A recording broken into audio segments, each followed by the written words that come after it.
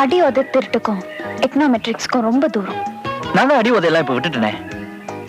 இப்ப ஒன்லி திருட்டு. அதுவும் உங்க வீட்டு திருட்டு எங்க வீட்டு திருட்டு இல்ல, கண்ணா பின்னாடி பெரிய திருட்டு. என்ன திருடுன நீ கேட்கணும். என்ன திருடின? உன் இதயத்தை. வெட்கம் தாங்காமல் தேங்க்ஸ் என்றாள். தேங்க்ஸ். காஃபிக்கு. ஹே ஹே காட்.